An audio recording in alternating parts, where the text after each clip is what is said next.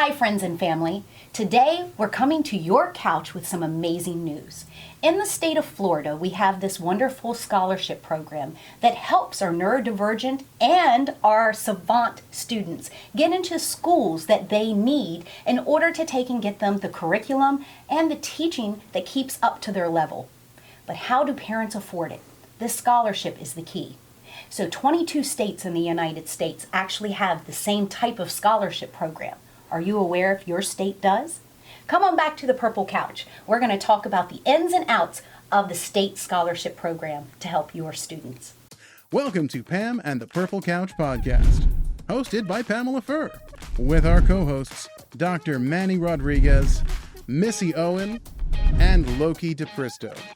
Together, we're going to dive deep into topics such as education, neurodiversity, autism, and applied behavioral analysis. Remember to click subscribe today so you don't miss out on any future episodes. Hi friends and family, and welcome back to Pam and the Purple Couch podcast. Today I have a special guest. I have Jessica Nunes, who is our finance director at Puzzlebox Academy. Today I brought her on the couch so that she can talk to you firsthand about the scholarship program in the state of Florida. We also want to touch base that this scholarship is similar, if not very likely, to all of the other state programs within the United States, but you have to check with your state. Today, this is to bring this information to your home so that you can advocate for your child. These scholarships are not something easily accessible to everyone. There are requirements that you have to go through, but parents, you need to be the voice for your child. So, Jessica, welcome to the couch. Thank you. Welcome. Thank you. I'm going to sit up, make yourself comfortable. I know this is a little tall space for us because, you know, us shorties on the couch. So we have a lot of families within Puzzlebox that do get the state scholarship that helps our students here in Florida. Can you talk to our families at home just a little bit about what this scholarship is? And then we're going to get into some nitty-gritty questions with you about how parents can advocate the best to get the most for their student. Okay, so basically we have three scholarships. We have the FTC, Florida Tax Credit, we have the FES, and we have the Unique Abilities. The majority of our kids get the Unique Abilities. Now, unique abilities, that would be like our children that have IEPs coming from the public school system, or if they have some type of neurodivergent, autism, ADHD, now even anxiety qualifies for the student for the special unique abilities scholarship program. I did not know that either. That's correct. As long as they have been medically, their physician, their primary care physician, they come back and say, well, think about it. Anxiety really isn't a diagnosis. It is a causality, or it is a symptom that the child is experiencing at that time. But they could get diagnosed with acute anxiety disorder. Yes. And which is on the DSM. And so that would qualify. They would qualify. Wow, okay. But our parents need to know that, because a lot of times they think that unless the child is severely neurodivergent, that they wouldn't qualify, and that's not the case. This is where our federal laws come into place, because we have protections to ensure that your children, our children, get the exact same education as those neurotypical children in the public school setting. Absolutely. But parents, like Jessica's going to tell you, you have to get involved. So what is the process? We're blessed because I know the tax credit doesn't even look at unique abilities. That tax credit can go to, students depending on their economic level. And then we've got the unique abilities. But then we also have the 504 plans and things like that that would qualify kids if they're more advanced, if they're in the gifted program as well, so that they could look for alternative campuses. What process do you help families when they call and they've never heard about the scholarship? So basically we guide them to go to the Step Up for Student website and kind of inquire as to what they qualify for. We have them reach out and we have them start the process. In the midst of that, they sometimes apply for the wrong scholarship, and then we guide them to go ahead and apply for what is better for their child, even based on when the child comes into the shadow day and they get assessments done. We kind of fit where the child belongs based on the scholarship. We do ask them several times, please continue to contact. There's certain wait periods. There's certain dates and deadlines that they have to meet. If not, they won't qualify for the full amounts of the scholarships and stuff of that sort. So absolutely. Parents, I get to hear the phone calls on the back end, and a lot of times parents go through the beginning steps. They apply, but then they just stop. They think the state is going to come to them. Oh, no. You know, I don't know if you all follow-up. pay taxes. The IRS, it's one of those things you just don't mess with. Our state's the same way. You can go, but until you become that nuisance that's like, hey, what about my kid? What about my kid? So do you advise parents to, follow up with the scholarship indice? 100%. They need to stay on top of that because the school has no way of seeing what they do in the back end. We're not allowed to see their information. We don't see anything. We have to request the information from the parent. The parent has to get everything from Step Up and submit it to us. Gotcha. Unfortunately, we're unable to touch anything pertaining to them until they're students, and then we can only see the transactions that they make to the school at the time that they're enrolled. Other than that, we can't really do anything. And it's a shame because this is free money, right, for the family to get some support for their child. But it goes to that old saying, like, free is not always free. It requires work. You got to do effort to get it. A lot of and the footwork. state's not going to help you necessarily do it. They want you to reach out and get the information and meet those deadlines. Absolutely. And this works for clinic too, Missy.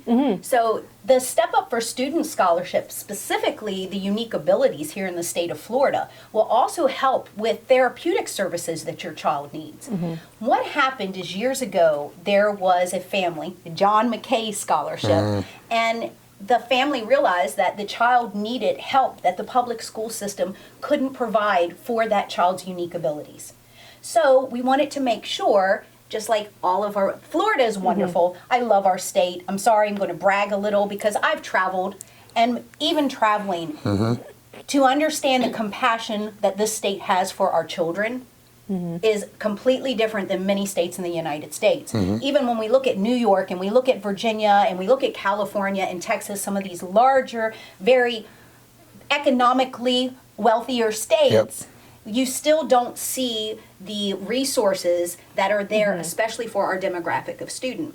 But you honed in on something very key that parents, as a businesswoman, I appreciate, but parents don't understand. The school has absolutely nothing to do with the scholarship. That is completely ran by the state, and it has to be organized by you, the parent, advocating for the child. We've seen in the state of Florida, especially when we deal with money, everybody trying to do the shade of gray. Parents, protect those funds for your kid. So we've seen in other situations where private schools have changed the amount of their tuition to flex to whatever the student scholarship is. That is completely unethical, and you need to report them if that is happening to you. And what we mean by that is, let's say Missy is getting a $15,000 scholarship because of her disability matrix score. And that's how the state determines how much money the student qualifies for, is to the level of severity. Manny gets $10,000 and I get $5,000. Jessica's the school. Jessica has to charge the same rate of tuition to all three of us, regardless of our scholarship. So I may have to come out with some out of pocket. Manny may not, and Missy may still have overage there in her scholarship fund. But that overage doesn't go to the school. That overage is so that her mom and dad can get her additional therapeutic services and support. That could be an iPad, it could be Proloquo, it could be board work, it could be anything that or like helps the that art child. therapy, music therapy, those other therapies that insurance typically don't cover. This is the opportunity you have to actually get your kiddo those services too. That is correct. Don't let the school take your funds without you knowing where those funds are going. Now, the other part that I know that last year the state of Florida had some hiccups on was the disbursement of funds.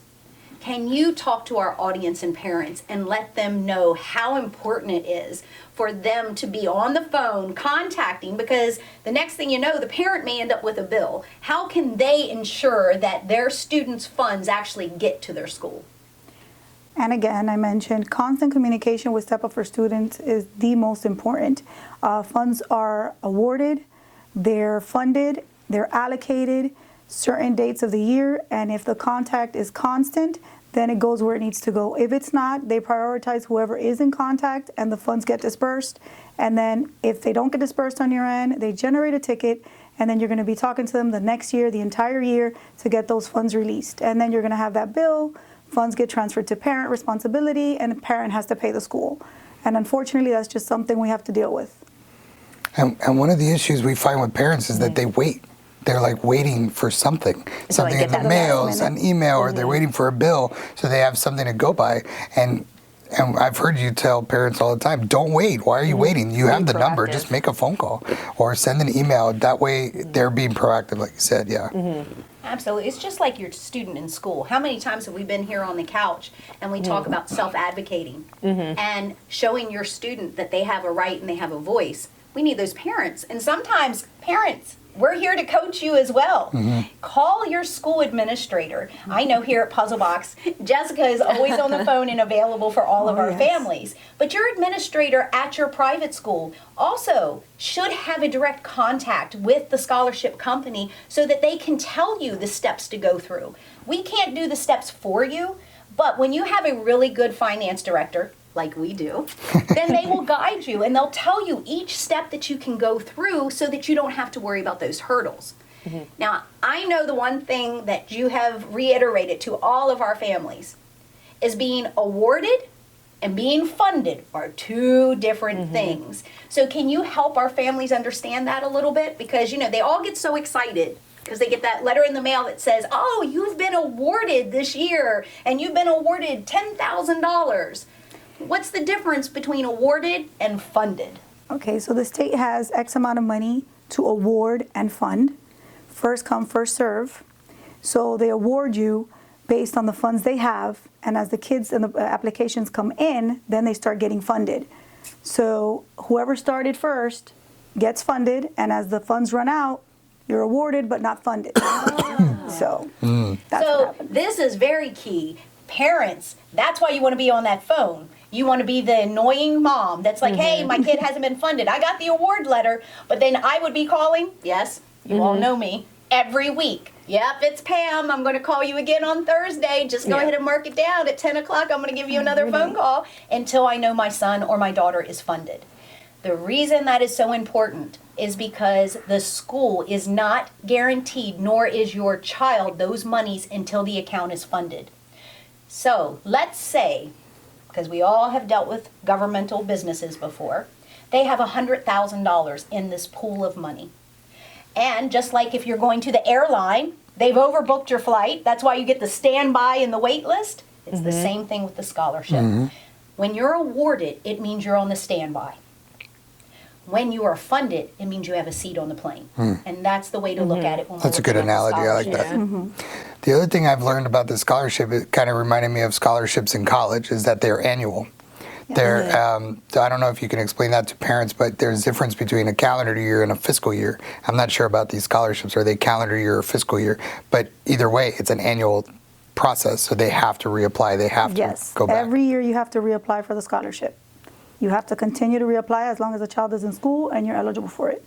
Because if not, you're going to have to self-pay out of pocket. I'd imagine that we've had parents say something to the effect like, well, I got it. And they think it's every year. They think it's, but it's not. And especially for our young kids that are just starting out. They get a scholarship at first grade, and they think it's going to carry on. You brought a really good point up. I can tell you here in Florida, once the child is awarded the scholarship, because Loki had the scholarship, and what happens is when they get ready to open enrollment, they will actually send all of those students that are currently already awarded and funded. You get an email first to reapply. Nice. You go in and you fill out all of your paper, and they do that before they open it to everyone else. Now, as a mom, I can let you know, we've all heard it, whether it's in the clinic, whether it's in academics, whether it's on the finance side, whether it's you in your own home. We always get, well, I didn't get notice. You can send emails. You can send what we do, dojo messages. You can send text messages. You can send paper home in the book bags. Parents, you must take the initiative on this step, because if you do not fill out that paperwork, you could be waitlisted and lose the scholarship for your child so they can open it up to other families. And Loki now, even though he's graduated, and we never went back in, they still send me emails to say, we're about to open up, we're opening up again, because they want to remind those families so that the children do not lose. And I can tell you this because we had it happen. We had a mom, the child had been on the scholarship since they were in 2nd grade. The child got into high school. The mom forgot to renew. She ended up losing 25% of the scholarship. Ouch. Because there are deadlines. The state has to know how to allocate. And I'll tell you, the only reason I know is because I heard the commotion in the finance office and explaining it to the parent when all of a sudden now, it's like, well, you didn't meet the deadline. And because you didn't, you lost 25% of the scholarship. These deadlines are not based on your private school, charter school, private school, therapeutic services, anything that you're doing to apply the funds to for the services for your child. They are simply the carrier of those services and not of the financial impact. You as the parent are still responsible. So this podcast, we really wanted to get the parents to know there are resources out there that can help, but you've got to advocate. Just like we're talking to our kids to advocate for themselves. Parents, you must advocate for your child because you are the gatekeeper for these funds. Just like the government grants that are available, just like different resources are available, you only know if you ask. Yep. Don't be afraid to ask. What's the worst thing they're going to do? Say no? Okay. So speaking of asking, I have a question for you, Jessica. So parents have asked me this before. Hopefully I've told them the right thing.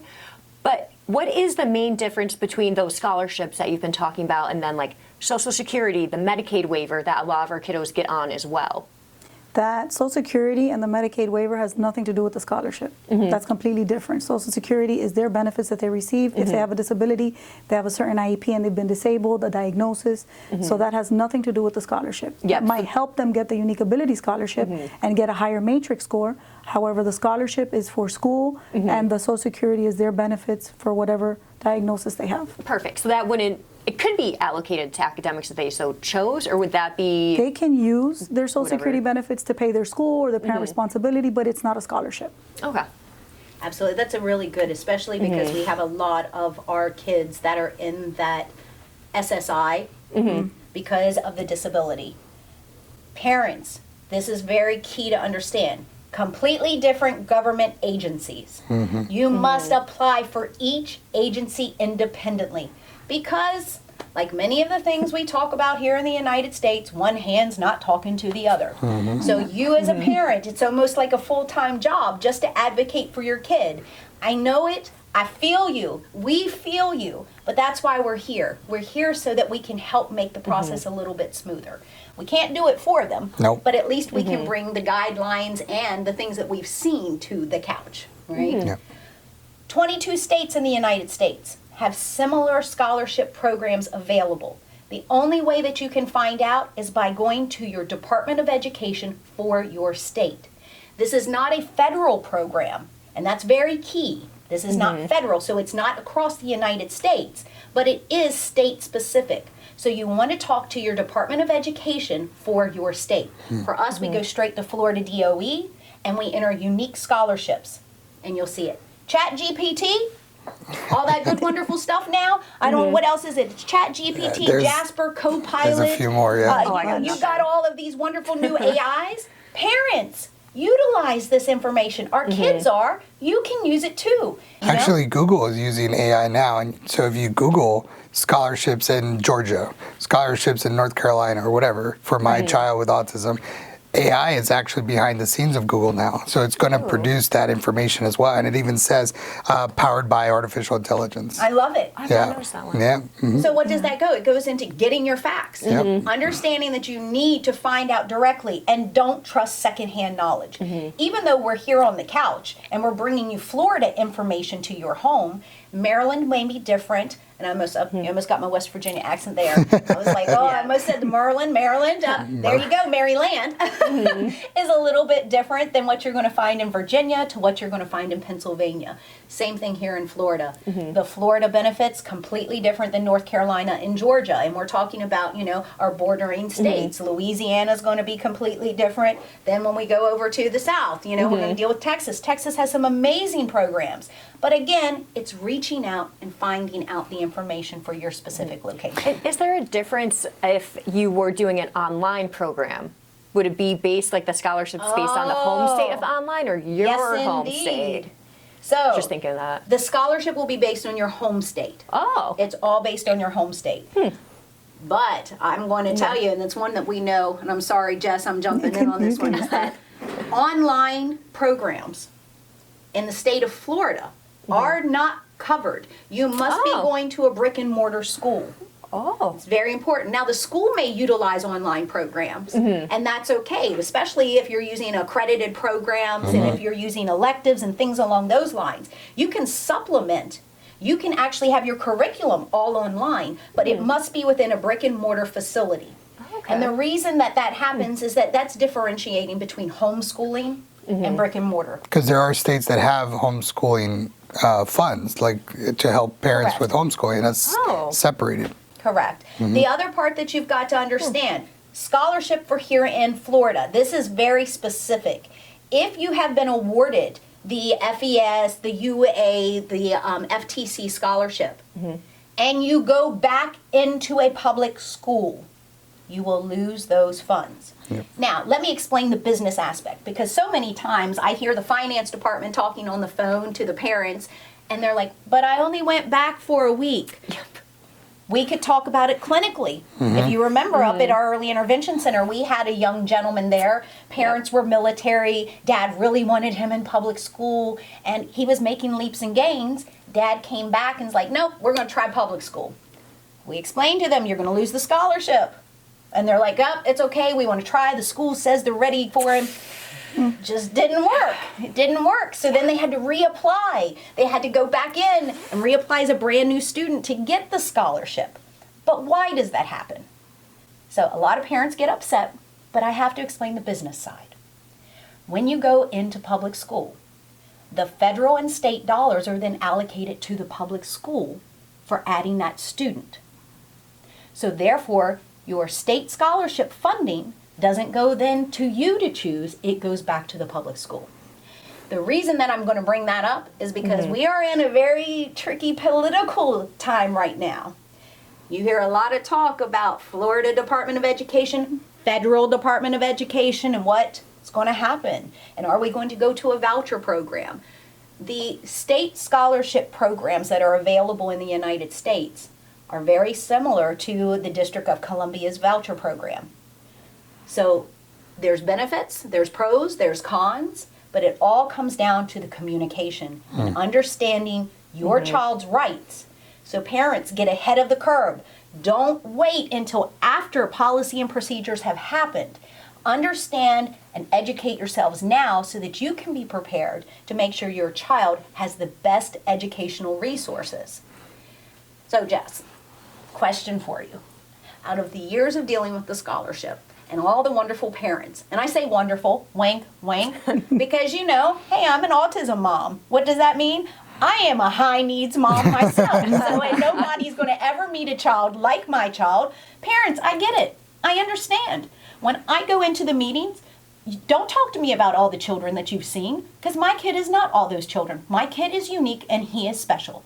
Just like your daughters and your sons, or your they-thems, depending on their personal preference. But they are unique, and their abilities will vary based on them and not anyone else. So make sure you're advocating for them.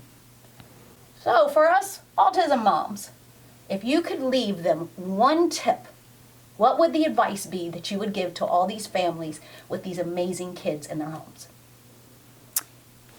Do not be afraid. Do not be shy. That is your child. He is unique, but he's our child as well.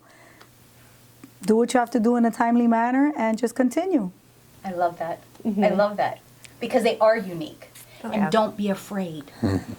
I think that is, we get so scared. I was even, And can you shy. imagine? Alpha, big mouth mama here. I did not want to upset the doctors. I didn't want to upset the teachers. So I did everything. Then I went home or got in my car and I mouthed off and said, I don't know what they think. They're going to tell me how to deal with my kid. You know, but we've all done it. But growing up, it's the programming that the doctor's right, the teacher's right. You know, It is not your fault. so remember, that's your kid. No one knows your kid better than you. So make sure you are the voice for your child. All right, guys. Till next time, we'll see you back here on Pam and the Purple Couch podcast. Till then.